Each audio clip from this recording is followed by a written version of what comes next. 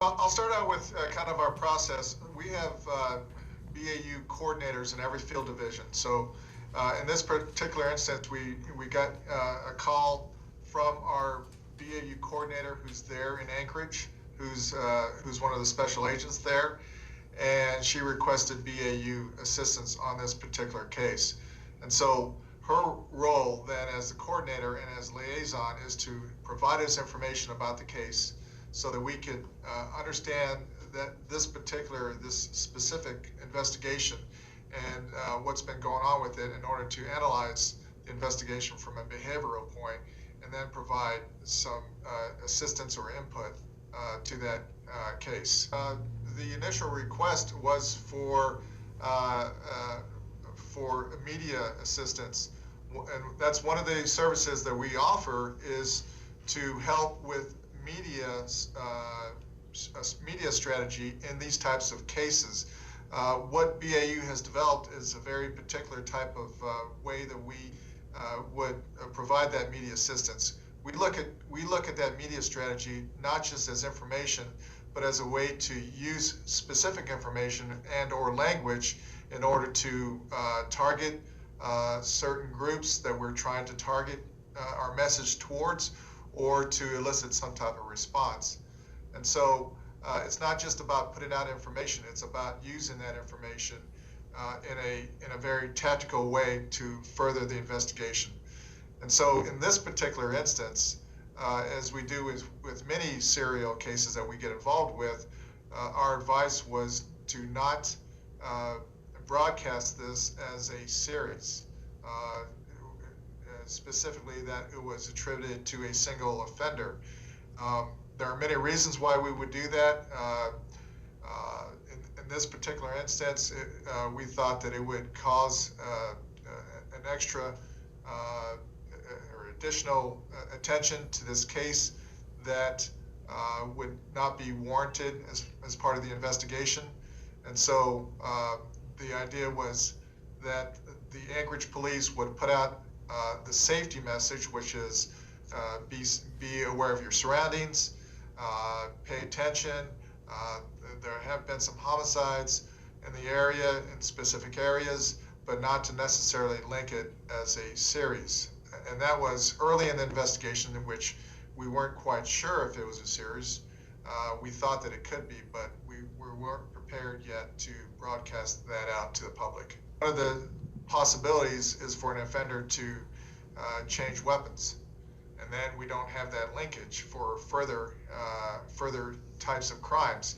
So we don't want to broadcast that is the linkage and give the offender the advantage of changing weapons, changing pistols, whatever else. So it's part that, and also that a serial is very newsworthy, and it creates additional response which may not be helpful to this investigation. So there are times when we would advocate to broadcast that it's a series, and we have to make sure that on the receiving end that the police department, that the local law enforcement agencies are prepared for that onslaught of calls, tips that they're going to get. So as long as they're prepared for that and are wanting that, then we would advocate that. But in this situation, we felt that it was probably a better avenue to not link them and not create that additional stir in the media. Was there also kind of a profiling role that you guys played? Yes, there was additional aspects to the assistance. One was to take a look at the different events to see if we thought that they were behaviorally linked, and also to offer investigative suggestions.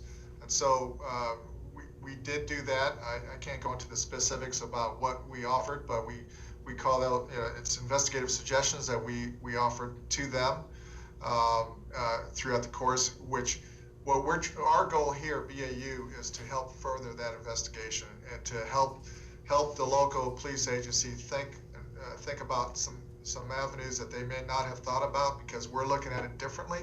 We're looking at it from a behavioral perspective, rather than from purely a homicide investigation perspective. So we're trying to offer them different techniques, tips that we may have learned from other investigations that would be helpful in this investigation. So that's one of the things that we would do. We also again help them craft their media message, and also talked about not only the content of the media, but in terms of types of medium to use. And for example, one of the things that is not very normal in our media strategy is to go beyond mass media. And so we were talking about creating flyers to hand out to the local homeless groups, the shelter people in shelters, local soup kitchens, people that may not have access to mass media necessarily, either TV or radio, that we need to message this out to. So that was a unique aspect of this case, was a consideration of the median itself, and to go beyond mass media. Yeah, I mean, generally, by law, when Congress started this whole unit, they talked about wanting to have three, one of which occurred in the United States, and basically three separate incidents where you would have it was kind of the general definition. Investigatively, though, our issue was we were having police departments call us and say, well, I've got two, I think I might have a third. We certainly aren't going to tell them, well, when you get number three, you can give us a call, and then we'll work your case. So we generally accepted that if it's two and you think there's a chance that the others are related, we'll certainly start to step in and offer our assistance, as we would if it was multiple killings from the same particular, it could be from the same individual. So some will say two. Sometimes our definition will say two. Legally, it typically says three because that's what Congress passed. But we generally think of it as at least three or more separate incidences. So the body count necessarily doesn't mean it, because if you only had two incidences with multiple victims, you might not necessarily reach that definition. Other people, maybe sometimes considered. Israel Keys is a good example. Really only killed one of those suspected other ones. Commonly thought of as a serial killer. In reality is by definition he's not. Oh, wow. That definition is just kind of for us a way to allow us to get federal resources available to the local police departments and assist them. And one of which is our unit here back at the BAU. And so you'll assist in a case even when there's just two kind of separate incidents. There doesn't have to be three to trigger. We can. It depends on the situation. I mean, if it seems likely that there could easily be more, and we'll certainly go full bore on that. If behaviorally it looks like, even though there's things to believe it could be linked, behaviorally it doesn't look like it is linked, we may put that on the back burner if we have other cases that are pending, particularly serial cases, active serial cases. And that in terms of the behavior, one of my questions was, when you're looking at potential suspects, just what are the common characteristics, either in their criminal record or just kind of their behavior that you commonly find in someone who would meet that definition of being a serial killer? So that's the thing. People are so diverse that there is no common characteristics. There's no precursors that we would look for. So we look at cases very specifically at that case. And so there's such a wide range of why somebody would become a serial killer or commit serial killings. We just have to look at those specific cases and look at the linkage, the common characteristics between the suspected killings to see if they're linked, and then we go from there. So there's no common precursors. For example, there's nothing that says that somebody is going to commit a serial killing. because that then begs the question, well, why couldn't we come up with a way to prevent it?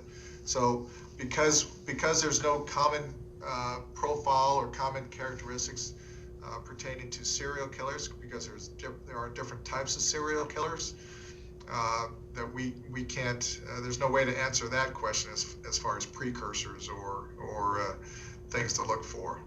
So we go backward from the crime. And that's interesting. So you're not ruling people out or just kind of looking for a common profile, which is what the public might think. They might think, well, they must be looking for loners who wet the bed, or you know what I mean? Like right.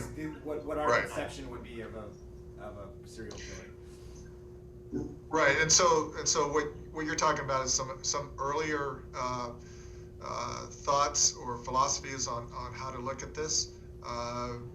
Going back to the beginning where the FBI started getting involved from a BAU point of view, John Douglas and Robert Ressler, and they were talking about some of these childhood precursors. We've kind of advanced beyond that, and so as with anything else with technology or philosophies, we've advanced our philosophies or our technologies, and so we look very specifically at the crimes. One of the things that we do now is there may be a situation where we have individual homicides that we don't know are linked, and so we look at those cases individually and very case specific, and then we look to see if they're linked either behaviorally or forensically, and then we can make the assessment that they're linked into a series. But by looking at each case individually, we give due investigative process to that particular case, because that involves a victim, and we want to give the respect and the due justice to that specific victim, and not just lump them all into this thing called a serial killing. Cut you off like one time for one more. Okay. Let's see.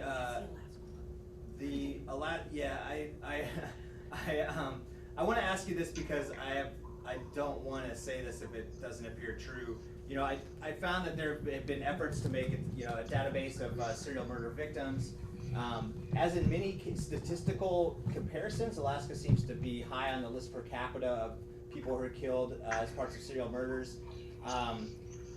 I wonder if you could tell me if there's any indication why that might be, or or alternately, if we do not statistically seem to have more of this type of activity than anywhere else in the country.